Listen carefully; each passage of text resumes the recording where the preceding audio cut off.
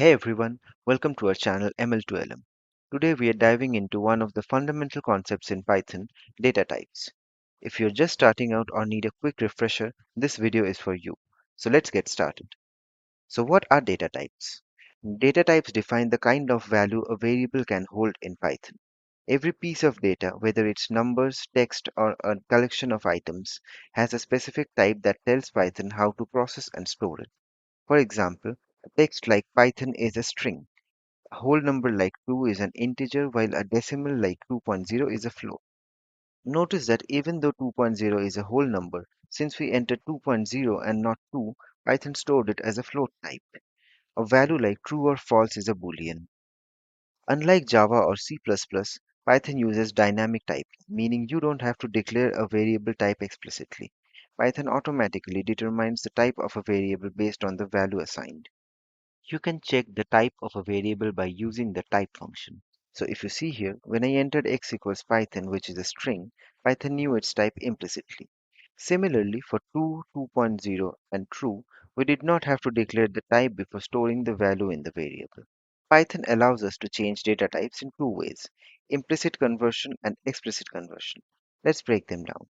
When Python automatically changes one data type to another without losing information, it's called implicit conversion. For example, we have an integer 5 and a float 2.7.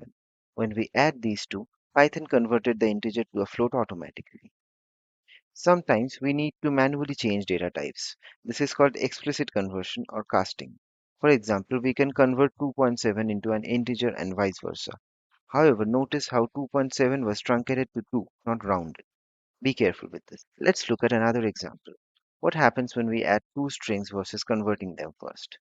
So if you add 3 as a string to 4 as a string, you get 34. But if you convert them into int before adding, you get the desired result.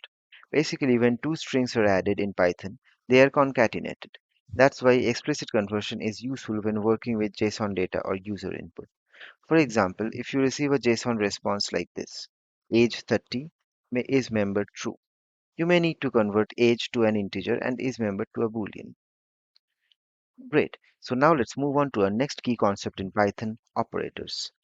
Python has a variety of operators, but since we can't cover them all here, we'll focus on some of the important ones, and we have shared a notebook in the description which contains details about the ones that we can't cover.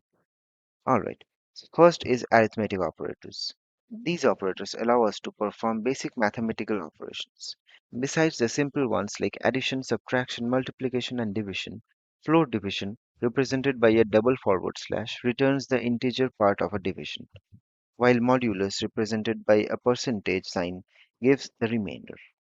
A double star is used for exponentiation. Next, we have relational operators, which compare values and return true or false. These operators are useful for adding conditions to your code or looping over specific parts. Logical operators like AND, OR, and NOT allow us to combine multiple conditions. Assignment operators are shorthand for performing an operation and reassigning the result to a variable. For example, the plus equal to sign adds whatever is there on the right side of the operator, that is 3 here, to the variable on the left, that is x, and stores the result in x, basically overwriting it. This works the same way for all these other operators as well.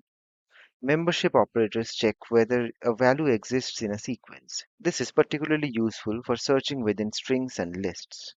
Identity operators check whether two variables refer to the same object in memory. And that's a wrap. We cover data types and operators in Python, and in the next lesson, we'll cover data structures like list, tuple, set, and dictionaries.